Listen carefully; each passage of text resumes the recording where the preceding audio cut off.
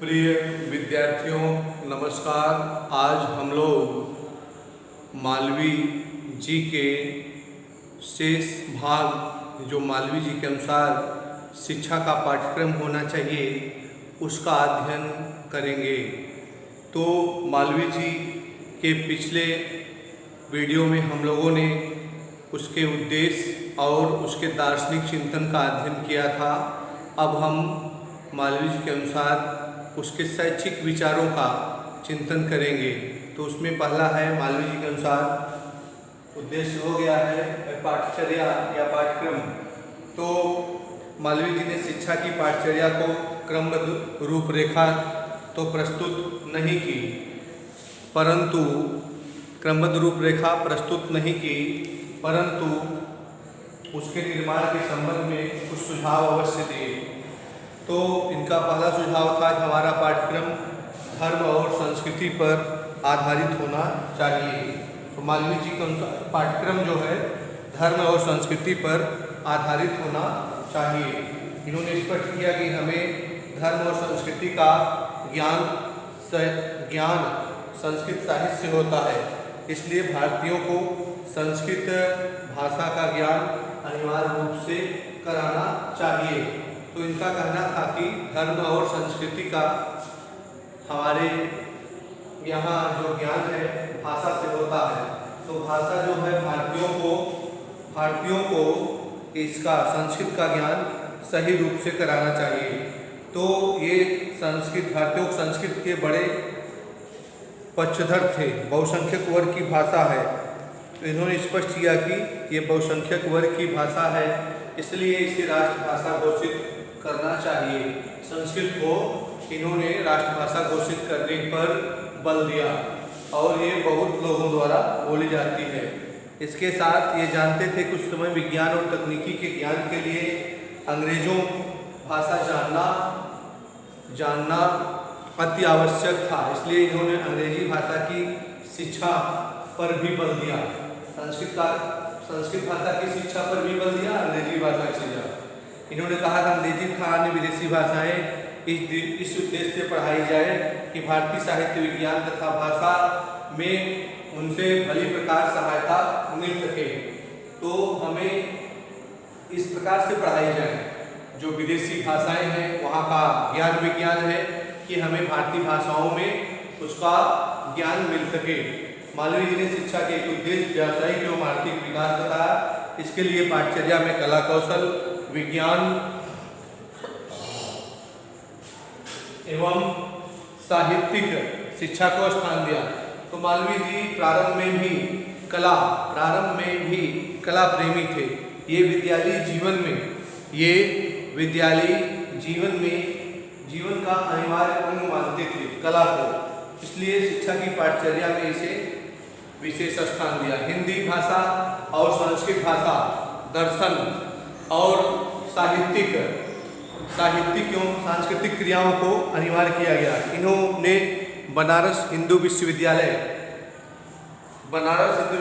का प्रारंभ इन्हीं विभागों एवं विषयों के आधार पर किया था। तो पहला है विभाग वैदिक विभाग में वेद, वेदांत, स्मृति, दर्शन, पुराण, इतिहास, ज्योतिष ये विषय थे। आज भी है। वेद, वेदांत, स्मृति, दर्शन, पुराण, इतिहास, ज्योतिष की शिक्षा की व्यवस्था थी वैदिक विभाग में। आयुर्वेद विभाग में शरीर विज्ञान और आयुर्वेदिक चिकित्सा पद्धति को व्यवस्था थी।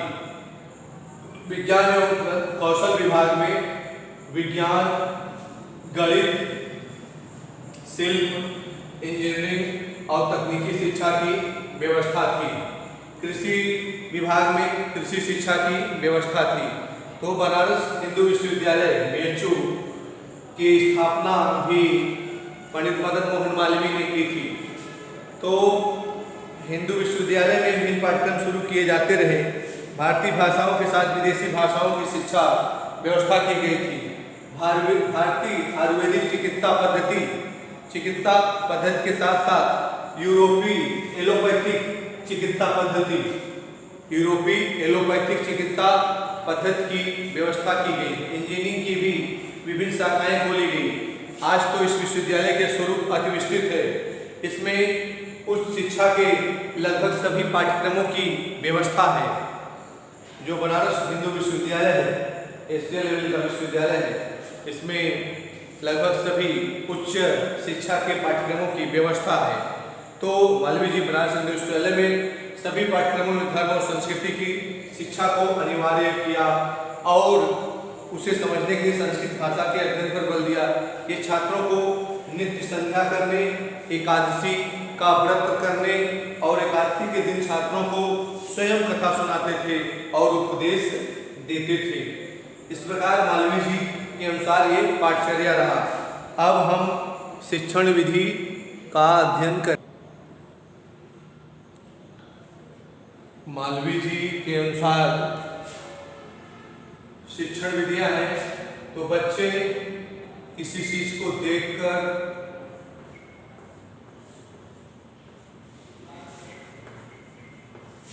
अधिक सरलता से सीखते हैं। तो ये निरीक्षण विधि के अनुसार सरलता से सीखते हैं।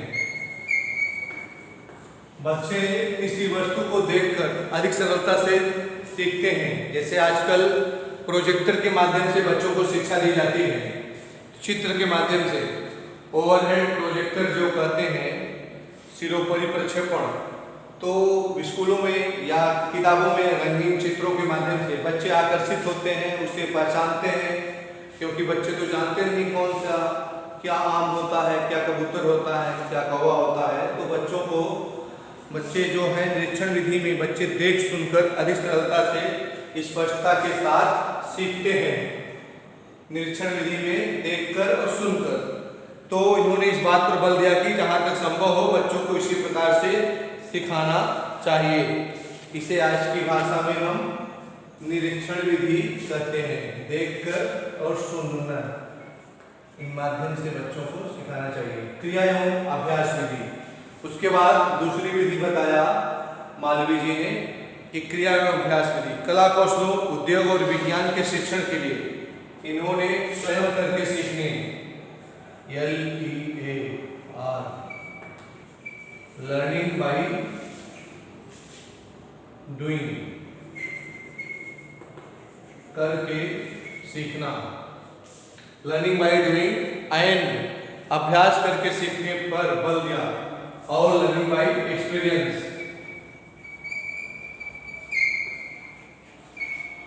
लर्निंग बाय एक्सपीरियंस, अभ्यास से सीखने पर बल दिया। उसके बाद नेक्स्ट है व्याख्यान विधि। तो अभ्यास से सीखने बल दिया। कला कौशल की शिक्षा के संदर्भ में आज भी कार्यशाला विधि कहते हैं और विज्ञान की शिक्षा के संदर्भ में प्रयोगशाला विधि कहते हैं। विज्ञान तो व्याख्यान विधि उच्च कक्षाओं के लिए, जैसे ग्रेजुएशन लेवल और पीजी लेवल पर व्याख्यान विधि, लेक्चर मेथड का प्रयोग किया जाता है। तो व्याख्यान विधि का समर्थन किया। इन्होंने इस बात पर बल दिया कि शिक्षकों को व्याख्यान देते समय उदाहरण और दृष्टांत प्रस्तुत करने चाहिए और विषय सामग्री को स्पष्ट करना चाहिए। उदाहरण और दृष्टांत प्रस्तुत करके विषय वस्तु को स्पष्ट समझाना चाहिए बालकों को, जिससे उन्हें समझ में आ सके। फिर क्या है स्वाध्याय विधि, लर्निंग बाय सेल्फ स्टडी, स्वाध्याय विधि। स्वाध्याय विधि मालवीय जी के अनुसार उच्च स्तर स्वाध्याय विधि का विशेष महत्व है। इन्होंने स्पष्ट किया कि इस स्तर पर आते जाते छात्र स्वयं पढ़कर समझने योग्य हो जाते हैं। अपने छात्रों को कहा करते हैं कि पढ़ते समय सारी दुनिया को एक ओर रख दो और पुस्तक में लेखक की विचारधारा में डूब जाओ, यही तुम्हारी समाधि है। पढ़ते समय, स्वाध्याय करते समय सारी दुनिया को एक तरफ रख दो और ये जो पुस्तक है उसकी लेखक की जो विचारधारा है उसमें डूब जाओ, यही तुम्हारी समाधि है। ये मालवीय जी ने छात्रों को कहा स्वाध्याय विधि से शिक्षा प्राप्त करने के लिए। तो यही तुम्हारी उपासना है। और समाधि है, पूजा है, पुस्तक में अपने छात्रों से कहा करते थे। और यही तुम्हारी उपासना है और वही तुम्हारी पूजा है। ये अपने छात्रों को यह भी आशा करते थे कि किसी भी विषय पर विभिन्न लेखकों और समालोचकों की पुस्तकें पढ़े, उसके बाद स्वयं चिंतन मनन करें, सही तथ्यों को जानने, सही तथ्यों को, फैक्ट्स को जानने और समालोचकों की जानने का प्रयास करें। तो ये रहा स्वाध्याय विधि। अब हम मालवीय जी के अनुसार अनुशासन का अध्ययन करेंगे। तो मालवीय जी के अनुसार शिक्षा में अनुशासन का होना आवश्यक मानते थे, परंतु ये अनुशासन, मालवीय जी अनुशासन के अर्थ आत्मानुशासन से लेते थे। दंड के भय से स्थापित अनुशासन को ये अनुशासन नहीं मानते थे, अर्थात डंडे के बल पर ये अनुशासन नहीं मानते थे, आत्मानुशासन पर बल देते थे। तो ये इस बात पर बल देते थे शिक्षक और शिक्षार्थी दोनों को अपने ऊपर स्वयं नियंत्रण करना चाहिए, मन वचन और कर्म से शुद्ध होना चाहिए। तो अनुशासन में शिक्षक और शिक्षार्थी को स्वयं अपने ऊपर नियंत्रण रखना चाहिए, मन और वचन और कर्म से शुद्ध होना चाहिए। और इस प्रकार दंड का कोई स्थान नहीं था। तो सच्चे अनुशासन की प्राप्ति के लिए नित्य पूजा पाठ और संध्या करके नियमित व्रत और उपवास करते हुए पाठ का अध्ययन करना चाहिए। इस प्रकार से अनुशासन के संबंध में मालवीय जी के विचार थे। तो कोई अपराधी हो जाता था तो उसे दंड नहीं देते थे, केवल प्रायश्चित कराते थे। कोई अगर कोई गलत कार्य या अपराध करता था तो कोई विद्यार्थी, तो उससे दंड नहीं दिया जाता था, उससे प्रायश्चित भोगने के लिए कहा जाता था। फिर अगला है शिक्षक। मालवीय जी के अनुसार शिक्षक कैसा होना चाहिए। तो मालवीय जी ने अपना जीवन शिक्षक के रूप में प्रारंभ किया था। ये प्राचीन परंपरा के अनुयायी थे और शिक्षकों को समाज में सर्वोच्च स्थान देते थे। इनके अनुसार शिक्षक को धर्म का परायण, विद्वान और सत्यान्वेषी होना चाहिए। शिक्षक कैसा होना चाहिए? धर्मपरायण,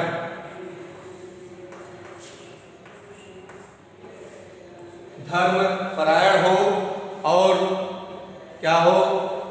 विद्वान हो और सत्यान्वेषी होना चाहिए। शिक्षार्थियों के प्रति संवेदनशील होना चाहिए। इसके साथ साथ प्रत्येक शिक्षक का आदर्श आचरण और आदर्श अनुकरणीय होना चाहिए।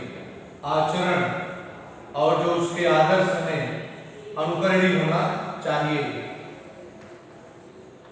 तो इस प्रकार आपने देखा कि शिक्षक कैसा होना चाहिए। और मालवीय जी के अनुसार तो यह भी अपेक्षा करते समाज सेवक और राष्ट्रभक्त हो। और शिक्षक जो क्या हो? समाज सेवक, राष्ट्रभक्त हो। इनका विश्वास था कि ऐसे शिक्षकों से शिक्षार्थी सच्चे ज्ञान और आचरण को प्राप्त कर सकते हैं। समाज सेवक हो और राष्ट्रभक्त हो। समाज सेवक, सोशल रिफॉर्मर एंड राष्ट्रभक्त हो, राष्ट्रद्रोही नहीं। तो मालवीय जी के अनुसार शिक्षक ये विशेषताएं हैं। अब शिक्षार्थी कैसा होना चाहिए मालवीय जी के अनुसार? तो शिक्षार्थी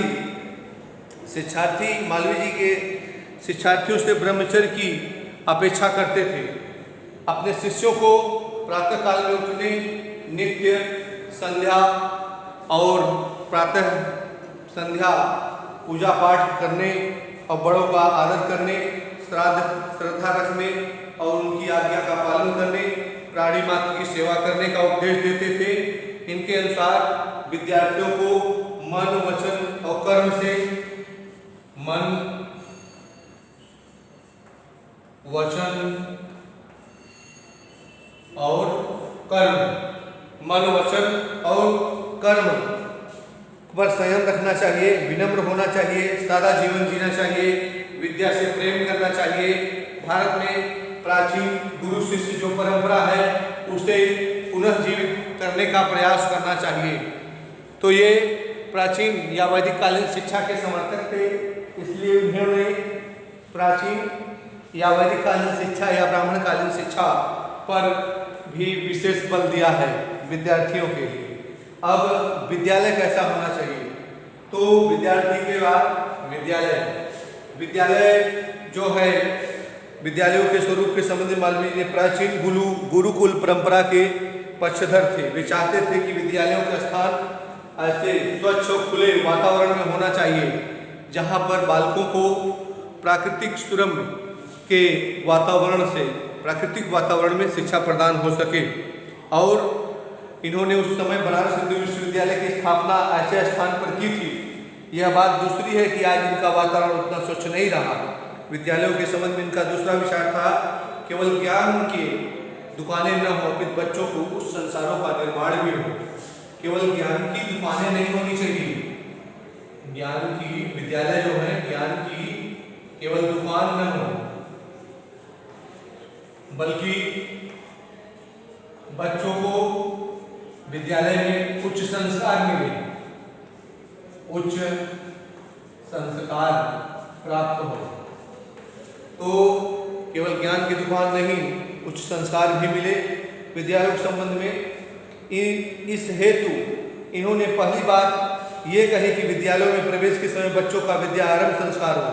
बच्चों को लगे कि ये किसी उच्च कार्य के लिए, उच्च कार्य को शुरू कर रहे हैं, तो विद्या आरंभ संस्कार होना चाहिए विद्यालयों में। तो बच्चों को लगे कि हाँ, हम कोई नया कार्य शुरू करने जा रहे हैं। और दूसरी बात यह है कि विद्यालयों का पर्यावरण धर्म प्रधान हो। यहाँ सभी शिक्षक और शिक्षार्थी पूजा पाठ करें, संध्या करें, सुने, उपदेश दें और विद्या का दान करें। तो विद्या का तप करें, तपस्या करें। पढ़ाई लिखाई एक तपस्या है, शिक्षा जीवन की मूल समस्या है।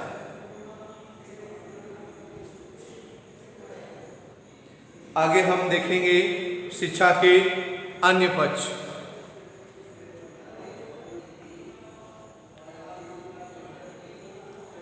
तो मालवीय जी हिंदी, हिंदू, हिंदुस्तान शिक्षा का माध्यम बनाने के लिए एक नारा दिया, हिंदी, हिंदू, हिंदुस्तान। तो हिंदी की शिक्षा पर विशेष बल दिया। हिंदी को ही राष्ट्रभाषा के रूप में स्वीकार करने के लिए मालवीय जी ने विशेष आग्रह किया। और इनका तर्क था कि भारत के बहुसंख्यक वर्ग द्वारा हिंदी बोली जाती है, अतः ये राष्ट्रभाषा होनी चाहिए। तो शिक्षा सभी मनुष्यों का जन्मसिद्ध अधिकार हो, ये कहा। उसके बाद उस समय उच्च शिक्षा के पाठ्यक्रमों की पुस्तकें हिंदी में उपलब्ध नहीं थी। मालवीय जी ने अंग्रेजी को शिक्षा का माध्यम बनाना स्वीकार किया। तो अंग्रेजी के माध्यम से बनाना स्वीकार किया, पर साथ ही यह व्यवस्था दी कि जिन विषयों की शिक्षा हिंदी के माध्यम से दी जा सके, उसके लिए बनारस हिंदू विश्वविद्यालय में प्रयत्न करना चाहिए। तो अगला है जन शिक्षा। जन शिक्षा के लिए मालवीय जी ने विशेष बल दिया, कहा कि शिक्षा हमारा जन्मसिद्ध अधिकार होना चाहिए। इन्होंने प्राचीन वर्णानुसार कर्म की शिक्षा के सिद्धांत को भी स्वीकार नहीं किया। तो जन्म के जैसे वर्ण के अनुसार जो कर्म बटा था, उसको भी इन्होंने स्वीकार नहीं किया, जो ब्राह्मण, क्षत्रिय, वैश्य, शूद्र का कर्म बटा था। तो सभी मनुष्यों को ही शिक्षा का अधिकार सभी मनुष्यों को हो। विशिष्ट शिक्षा की व्यवस्था बच्चों की योग्यता के अनुसार होनी चाहिए। इस विचार से शिक्षा को बड़ा बल मिला। तो शिक्षा की व्यवस्था जो है, बालकों की योग्यता के अनुसार उन्हें कौन सा रुचि, रुझान और योग्यता है, उसके अनुसार शिक्षा का पाठ्यक्रम निर्धारित करना चाहिए।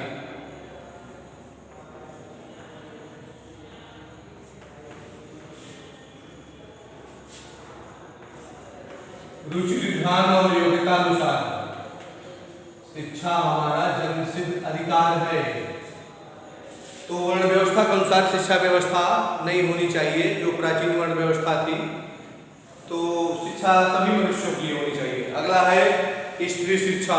तो मालवीय जी स्त्रियों की बड़े सम्मान दृष्टि से देखते थे और शिक्षा की दृष्टि से स्त्री पुरुष में भेद नहीं करते थे। भेद नहीं करते थे स्त्री पुरुष में, स्त्री शिक्षा और पुरुष शिक्षा में भेद नहीं करते थे। मालवीय जी इसके विचार से लड़के लड़कियों की शिक्षा में किसी भी स्तर पर किसी भी प्रकार का भेद नहीं होना चाहिए, दोनों को शिक्षा के समान अवसर देने चाहिए। तो लड़के और लड़कियों को किसी भी स्तर पर किसी भी प्रकार की शिक्षा में भेद नहीं होना चाहिए, दोनों को समान स्तर की शिक्षा व्यवस्था प्रदान करनी चाहिए। इस विचार से देश में स्त्री शिक्षा को बड़ा बल मिला, उस शिक्षा की ओर भी आकर्षित हुई। सर शिक्षा के संबंध में इनके विचार समयानुकूल हैं। ये माध्यमिक स्तर पर सर शिक्षा की स्वीकृति नहीं देते थे और इससे पहले प्राथमिक स्तर पर, इसके बाद उच्च स्तर पर सर शिक्षा की स्वीकृति देते थे।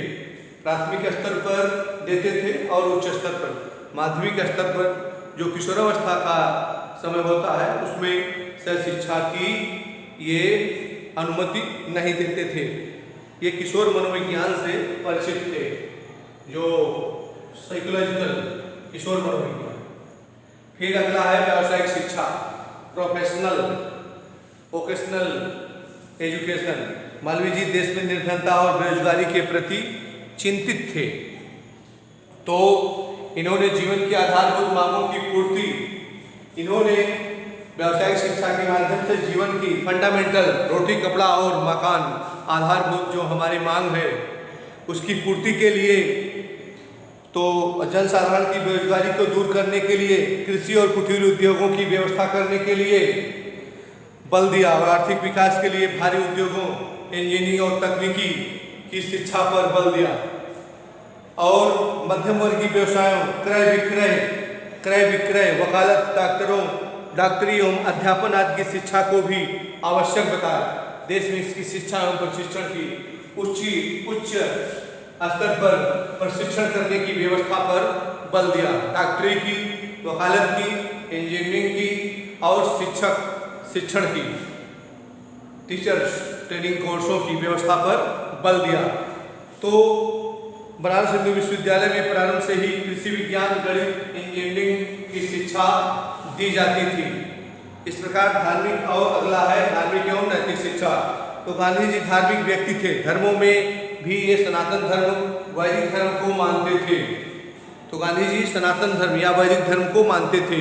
ये गीता के अनन्य भक्त थे, ये गीता को चाहते थे कि विश्व के सभी लोग इसे अपना लें, तो गीता जो है तो जो स्वर्ग है वो धरती पर आ जाएगा अगर विश्व के सभी लोग अपना लेंगे गीता। तो इन्होंने स्पष्ट किया सनातन धर्म लौकिक एवं पारलौकिक दोनों जीवनों के उत्तम शिक्षा देता है।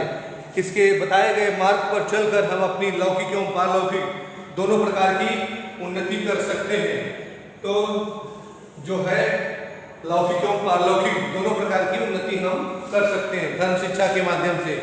इन्होंने प्रारंभ से ही धर्म शिक्षा को अनिवार्य रूप देने पर बल दिया, पर ये धर्म की केवल सैद्धांतिक शिक्षा में विश्वास नहीं करते थे, उसे जीवन में उतारने के पक्ष थे।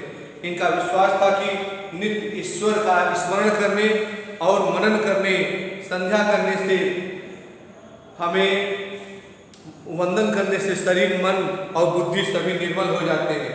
ये शिक्षक और शिक्षार्थी सभी को ऐसा करने के लिए कहते थे और व्रत व्यवस्था को उत्तम मानते थे। एकादशी व्रत के लिए विद्यार्थियों को एकादशी व्रत रखने पर नियमित रूप से बल देते थे, संयमित रूप से करने के लिए कहते थे। इनका विश्वास था कि हमारे शरीर, मन, बुद्धि और आत्मा सभी की उन्नति होगी और यह बात अपने में भी सही है।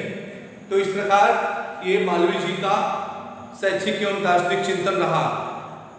आज की वीडियो क्लास यही समाप्त होती है। वीडियो को अधिक से अधिक देखें, शेयर करें, लाइक करें, सब्सक्राइब करें और बेल आइकन की घंटी जरूर दबाएं। Thank you very much.